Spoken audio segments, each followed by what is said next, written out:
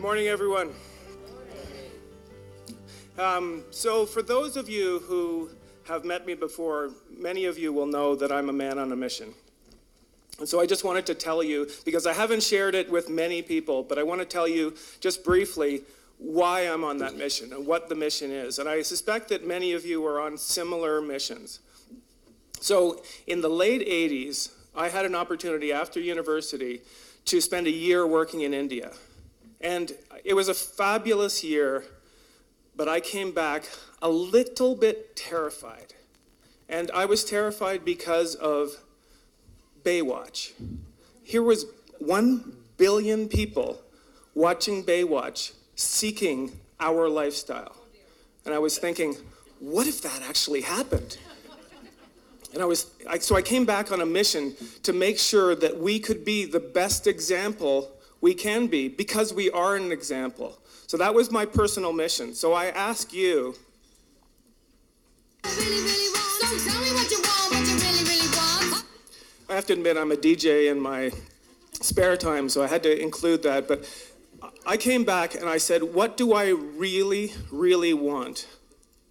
And what I wanted was not to do public engagement necessarily. I wanted to change decision-making. I wanted to improve decision-making. And I suspect that many of you are motivated by that same charge. So I came back and I started to build a team of people around me because I realized that I couldn't do it alone. And I was lucky enough to build such a fabulous team, and we had the luxury of being in Canada when there was a lot of federal government research funds available. We were able to build a nest egg of $10 million to address that question. And I don't think that will ever happen again. It certainly hasn't happened since. There was a window of opportunity to address some of these challenging problems, and we were in the right place at the right time and very lucky. So I started my mission by looking at decision making and observing how decisions are made. And what the decisions that I'm talking about are big decisions that affect the public. Big decisions, which infrastructure choices, how we build our neighborhoods, the kinds of things which have permanence. When we build a neighborhood, those decisions affect us for 100 years or more. The alignment of streets, how we design things, the infrastructure sticks around. So I started looking at those decisions, and I discovered 4 different types of societies and their decision making. The first one is, and these are in order of effectiveness in terms of implementing decisions. The first one is self-serving dictatorships. Very, very poor at implementing decisions for obvious reasons that affect the public good. Next, we have low-functioning democracies. These are democracies which are semi-broken, and unfortunately, I have to put ourselves in that category much of the time.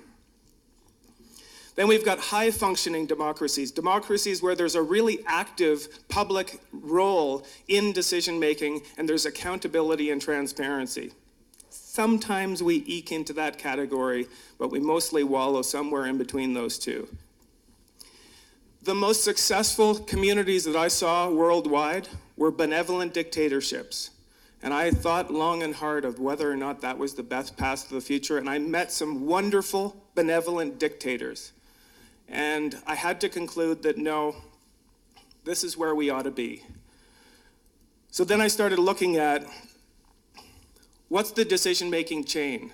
And I discovered that all of these important decisions are preceded by plans. So I started to turning my attention to planning. And I noticed that it's not for the shortage of great plans. There's a lot of great plans out there. They sit on shelves and they don't get implemented. Then I try to figure out why they're not getting implemented. The reason that I discovered for not implementing plans stems from the lack of public and political support for those plans. That's how I got to here. So I started this mission with the decision to make decision-making improve for the public good, and I came to the table here in terms of generating public and political support through community involvement. So that's my kind of introduction and my pathway to getting here. Then I started looking at the anatomy of political and public support. So I broke down the community, the public, into 3 categories. There's 0.1%. I call that STP, same 10 people. You know them. You know their names. They're everywhere at any meeting. You don't have to do anything to engage them. They're in your face. That's about 0.1% of the population. You might get to 1% when you add the stakeholders in the room for professional reasons or for reasons of association with some sort of cause. Those people are attracted to your planning projects for professional reasons or interests. Then you've got a category I call people, just regular folks. And that's where most of the people are, that's where the gold is. So, every RFP that we have seen calls for engaging those people, but very, very few actually get to them. Who are they? Well, they're a pretty tricky bunch. They don't care much about planning. They don't think about it every day. They don't obsess over it. They have lives. They just live their lives. They are massively misjudged. We don't understand these people very well. Now, I'll digress just a little bit on a story. There was a piece of research that was done that was fascinating to me. It was a research in terms of people's attitudes towards sustainability about 7 years ago. And it discovered that 85% of the people polled thought that it should be one of the top priorities of local government. That's interesting, but the interesting part for me was that the same 85% of those people felt that only 15% of their neighbors would agree with them on that. That really interested me because we have made it inappropriate to talk about our values in public. We don't know what our neighbors think about much. So we feel isolated with our values. We feel like we're the only one who cares about things on our street. When in fact, the opposite is the case. We are in the majority. And of course, decision makers and political representatives are in the same boat. They are isolated. They're talking to the same 10 people all the time. They're talking to the squeaky wheels, and they don't hear from the people as much as they should. So we're misjudging these people and how progressive they possibly are. When we run sessions with wireless handsets and the audience comes out and votes on priorities, the planners at the back of the room have their mouths open. They can't believe how people are voting. People think in very, very interesting ways, but they don't share it with each other, even at their own tables. When you give them an anonymous device to vote, they surprise you. These people are very, very busy. They have very little time for this. And it's kind of a combination of they don't care much and they're really, really busy that really makes it tricky to engage them. They feel uninformed. They don't feel qualified to be making these decisions. That some of them feel really intimidated by the complexity of the questions. They don't hang out at workshops. This is not their pastime. And they, most disturbingly, probably, they don't see themselves as participants in this. Maybe they vote once every 3 or 4 years, but that's about it. So that's the reality. That's the challenge that we have. So the prescription that we came to, and this is just one sort of approach, but we had the luxury of really deeply thinking about these questions. We came up with a bit of a prescription for how to engage that 99% of the people. It's got to be fast, like nothing like a workshop, nothing like 2 or 3 hours, like 5 minutes. So that's about what they're prepared to give. So that's a pretty challenging topic already. Then you've got, it's got to be fun. Listen, you're competing with their free time. They have a lot of fun things to do with their free time. That's your competition. Your biggest competition is everything else they could be doing at that moment in time. If you've only got 5 minutes of their time, you can't spend 4 of it learning how to use whatever it is that they're using. It's got to have no instructions. It's got to be like an iPhone. You just kind of know what to do. There can be no traveling involved. And I'm talking about traveling from the couch over to the computer. It has to be at the couch. It has to connect with people's values. So if you're trying to talk in language that resonates with them, ask them about what their priorities are and talk to them back in terms of those priorities. But it really has to connect with what's important to them. So you have to find the essence of whatever the plan is and how it affects this 99% of people. And I don't think that we spend enough time really getting in the heads of those people and figuring out what elements of this corridor plan or neighborhood plan is really going to impact people's lives. Perhaps most challenging with respect to the 5-minute curfew that you have is helping them understand trade-offs, giving them hard questions, giving them questions where there's a tricky kind of, well, there's positive and negatives to every direction in the future. If you only show them the benefits of doing something, the plan will fail eventually when somebody says you didn't tell them about the trade-offs.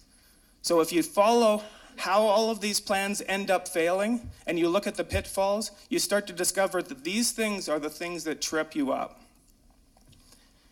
It's got to be meaningful, i.e., and we've heard this many times in many presentations, you have to make sure that people understand how it connects with how their input connects with decisions that are being made on the ground. If you can't make that promise to people of here's how your input is being used, if they don't disengage at that time, they will eventually disengage and you'll lose them. So that's a really, really tall order. We have to try to figure out how we do these things simultaneously. If any one of these elements is missing, you're not going to gather those people. So it's a really, really high bar, but when it works, it's amazing. Let me just tell you one story of a project that we did, that we ended up engaging 60% of a community in creating a sustainability plan for that community. The next time the mayoral election came around, 2 candidates were fighting each other about who was more dedicated to that plan. And the one that actually participated in that planning project won the election. Within a year of being elected, out of the 87 different recommendations in the sustainability plan, 78 were already implemented. That's sticky. That's a plan that's sticky. He can't get that plan off of him. People stop him on the street and say, what are you doing about the plan? So that is implementation. So we've come up with a bit of a methodology out of these lessons. So I want to take you through a little bit, just a few examples of that fairly quickly. So we've developed a system where we can host an online engagement discussion on devices, on kiosks, go to the people, on the internet. We're focusing on things that are actually popular enough that people want to put them on their Facebook wall. Think about what you put on your Facebook wall. Do you put 35 question surveys on your Facebook wall for your friends? No. You put things that are meaningful to you, that make you look progressive and interesting to your friends, and you put things that are fun and interactive. That's what people put on their wall.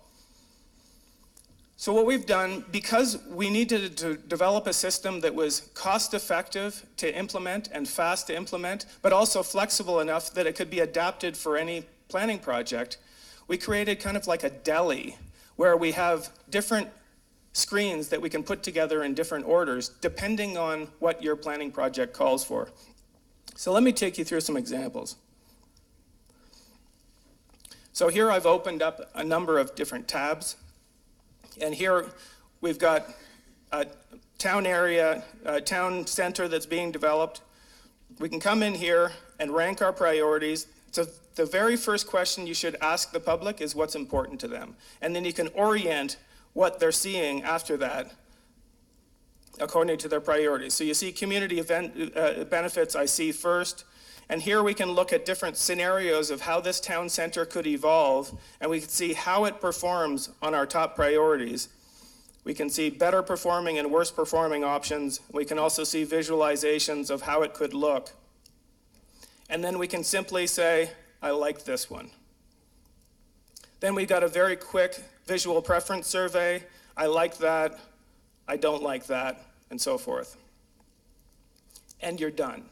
Here's a little bit about the steps that we're taking throughout the process, the people who have brought you the plan, and asking people a few questions about themselves to help us categorize things. So that's about a 5-minute experience. The interesting thing is it looks like a 5-minute experience, but people could actually get hooked on this and spend 15 or 20 minutes. But if it doesn't look like it's going to take 5 minutes, they won't even give you 30 seconds. So there's a variety of other interactivity. So here's a ranking screen that allows people to identify where concerns are. So maybe there's a concern about bicycle safety right here. You can make a comment and leave it behind there. This one is a safety study along a highway corridor, so you can recommend where, for example, we need crosswalks. This one allows you to put in your trips, so you can say where you live and how you cycle to work. And you can drag this around and say, I get to work this way. This one collected so much input that I can't actually show you all of the input that it collected. This is after 8 days. Here's a Knoxville sustainability plan. So here we have different versions of how the Knoxville, Tennessee area could evolve. Here's the red and green arrows going back and forth. That's visualizing trade-offs. This is a pretty complicated screen, but it doesn't involve any instructions. People can just play around with it and see what's going on. Here's a transit plan for Flagstaff, Arizona. You can vote on your preferred scenario and annotate it. I like this, but I don't like that. 3D becomes possible when you're looking at smaller areas. Here's a transit station that's being developed, and you can look at different ways that the transit station could develop or the community scale could develop. Vote on different strategies. So this is a strategy screen. I like this, I don't like that. I want to recommend a new strategy. So lots of different functionality. Here's a transportation plan. You can spend as much as you want, and you're given a budget of $285 million. You can, of course, blow the budget and have to make those hard decisions. Here's a transportation plan that we're doing for the City of Toronto. I thought it was particularly clever when they basically changed the conversation about what is happening by giving people the opportunity to pick how they're going to raise money. And there's my funding mechanisms, and then I've got to balance the budget. And you see how people would raise money to balance the transportation plan. So there we go, I've balanced the budget. A simple coin game that we're doing in Florida, where would you allocate the budget? So a lot of different interactivity depending on what kind of public input you want to get.